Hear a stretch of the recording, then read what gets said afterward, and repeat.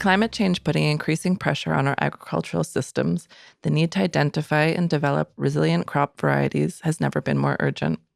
In response to these challenges, the Horizon Europe-funded project Route to Resilience aims to deliver novel tools to design more resilient crop rotational systems. In today's episode, we'll have a closer look at root ideotypes and plasticity in rooting systems, concepts that are central in this evolving landscape. We'll look at why these terms can be contentious or sometimes seen as a contradiction, and why we need to better understand root systems.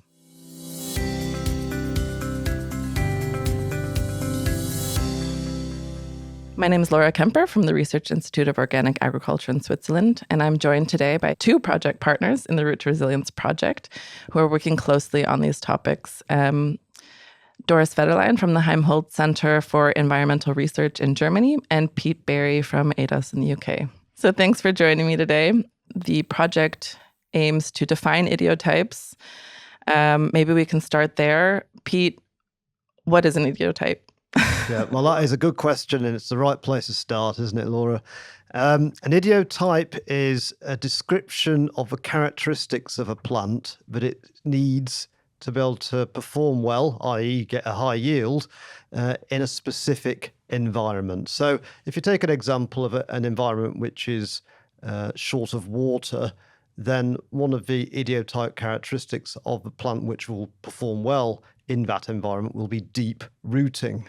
Or another example might be an environment which has got low phosphorus in the soil. An example of a trait which will be useful for that ideotype will be lots of roots in the surface soil so that it can acquire phosphorus. Just two examples there. Mm-hmm. And just to set the stage, Doris, you're working in the work package in the project that looks at plasticity. What does that mean? So plasticity actually means that the plant is reacting to a certain previously not known environment. So if I take up the example Pete was making, then if you have in one year very little water, you may have flooding in the next year. So if a plant is adapted to this drought and forming deep roots, and in the next year there's lots of water and maybe shallow roots would be better to escape, then plasticity would mean that this genotype is actually able to do this, while if strictly speaking it's a certain ideotype, it's not flexible enough to adapt. Maybe just to clarify about ideotypes, do you see them as a concrete genotype or more of, like a wish list against which you evaluate your genotypes? It's the latter, really. It's a combination of characteristics of a plant which we've worked out will enable that plant to perform best in that environment. And one of the first steps towards working out what the ideotype is really to define your environment that your plant is going to be growing in. Is it going to be drought prone, short of water? Is it going to be short of phosphorus or another nutrient? Is it going to have too much water and suffer from water logging?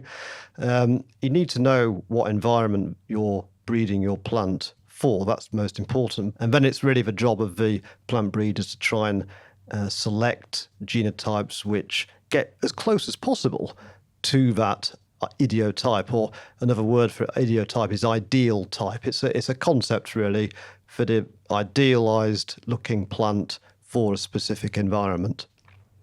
As we go forward, there's going to be more and more changing weather. There's going to be more and more differences year to year.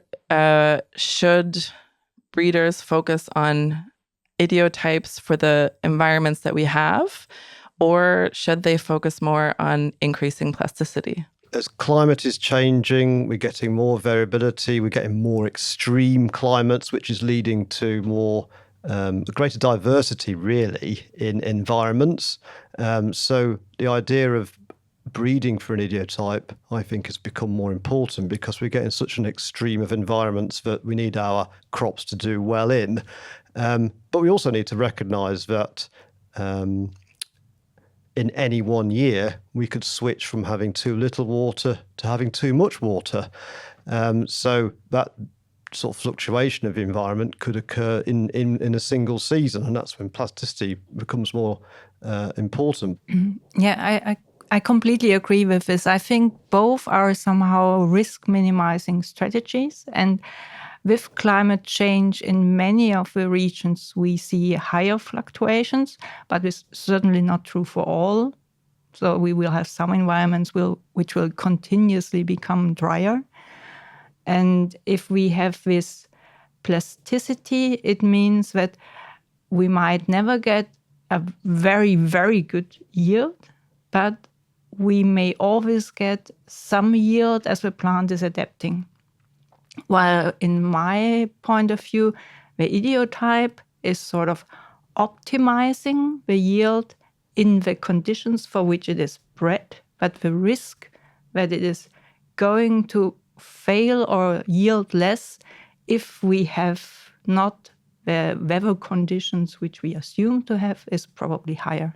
Yeah, that I agree, Doris. Yeah, and another way of looking at this is, I think if we didn't have plasticity, then we would need, and we had an environment which was very variable, then we need an ideotype which covered all bases, all risks. We'd have an ideotype which needed to be deep rooting to deal with water stress. It needed to have lots of roots in the surface to deal with lack of phosphorus, for example.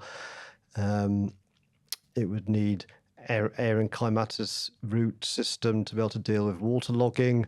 And that would cost a lot for the plant in terms of carbon to generate that type of root system, which enabled it to be resistant to all those types of stresses. But if we can find genotypes which are plastic and can switch from one type of ideotype to another depending on what environment they encounter, that would enable the plants to invest less of their sort of biomass into, covering all bases with their root system and switch from one type of root system to another potentially. So ideally, you could find sort of an ideotype with enough plasticity to cover the variation that would happen or that might happen in that environment without becoming too plastic that you lose the yield benefit.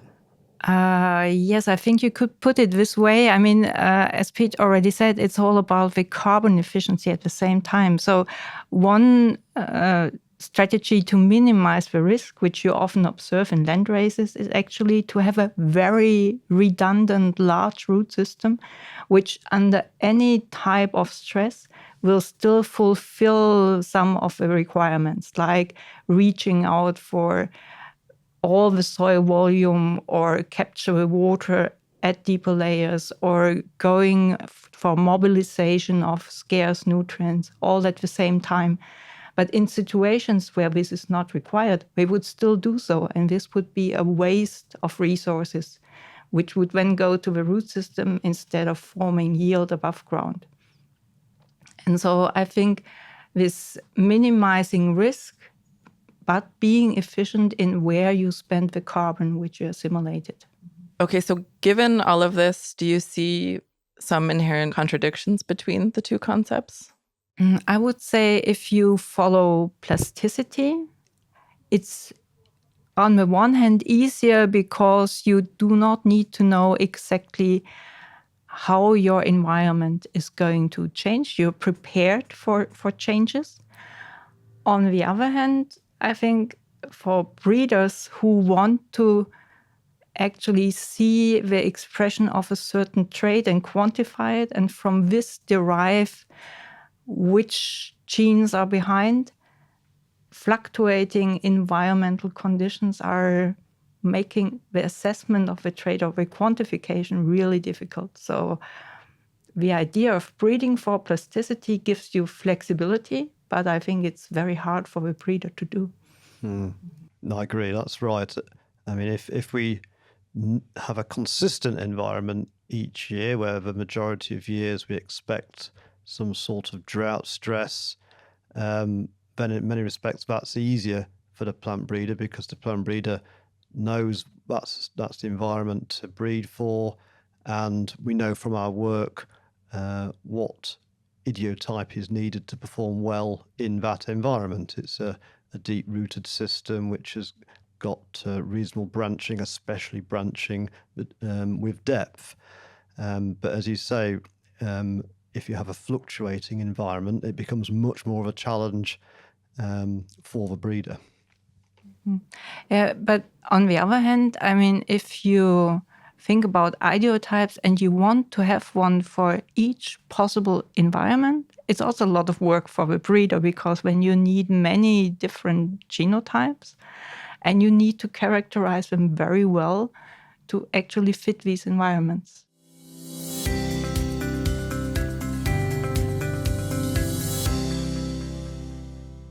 What is the project Root Resilience doing to tackle this problem? What outputs are coming out to deal with that?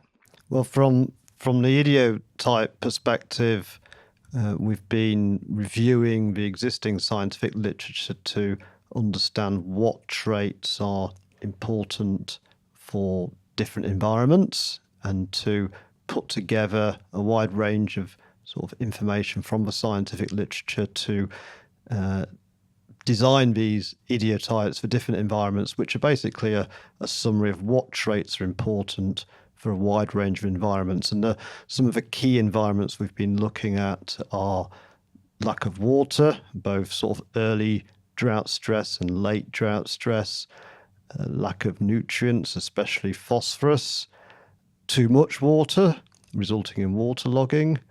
And we've been looking at a range of crops, looking at cereals, faba bean, potato, and a few more crops as well. And if I may add here, I think the other really nice thing about the project is that it actually allows us to test with both concepts and see what it requires in terms of breeding. So if we look at plasticity, we probably also look more in depth at possible mechanistic understanding. And this, in the end, would sort of have the advantage that the ideotype concept can be refined. And I think it is very important to have this discussion about the approaches, because for the breeder, in the end, it is very different QTLs or genes we have to look at, whether we want to look for plasticity of a trait or just to identify a certain trait. Can you say how a breeder might select a genotype which had good plasticity? I think this is a very difficult question which should be answered by a breeder. But I do think that the plasticity of a trait, if we take the example of root angle, which is probably the one we know most about. So the root angle per se may be controlled by a certain gene, but whether this is actually activated might be controlled by another gene which is in control of the plasticity of this response. And the other part behind your question is probably what type of experiments do we have to do to identify this plasticity? And here I think these experiments in controlled environments can help us, because we can vary the environmental conditions in a certain way and look at the responses directly. While once we do field experiments, we have to do many more to actually characterize and get this variability in environment. And we always have a mix of environmental impacts. While under controlled conditions, we can vary a certain parameter, and maybe this helps us to trace down the properties or to narrow down the conditions under which certain genes are activated. Yeah, okay. One thought I had on this question is that for a breeder to identify a usefully plastic genotype, they might measure the root system of that genotype in one particular environment. It might be a water-stressed environment, and that root system approximates to our idiotype for a water-stressed environment, i.e. it's got deep rooting. And then you measure that genotype again in a different environment, maybe a low phosphorus environment, and its root system approximates to our idiotype that we'd expect in a low P or low phosphorus environment. It's got lots of roots in the surface. Would that be an approach that would work? I think this could be an approach which is working as well. I guess it's hard to define this environment. So this large number of environments you might potentially need. So a starting point could be to look at genotypes which seem to perform really well under very different conditions and see whether this good performance is related to the root trait we think is behind it. Yeah. Yeah. I mean, if that was a way of working, then, that might be a way of sort of linking the idiotype approaches and the plasticity to work together to help identify usefully plastic genotypes because we know what they should look like in different environments. So how do you combine idiotypes and plasticity in order to achieve resilience? Yeah, well, I'm sure Doris will add to this, but if you think about the idiotype concept as it's currently sort of used, then the idiotype is defined for a specific environment. A breeder might breed for that idiotype, and that which would work really well in that environment. But if we grew that genotype in a different environment, it would still achieve that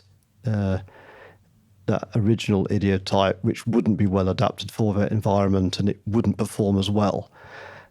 If we could combine the idiotype concept with plasticity, then when we grew the genotype in the different environment, it would adapt and achieve a different idiotype, the idiotype which is perfect for the new environment, and it would perform a lot better. Is that how you would see it, Doris? Yes, I think that would be the ideal combination, but a really big task for the breeders. Agreed.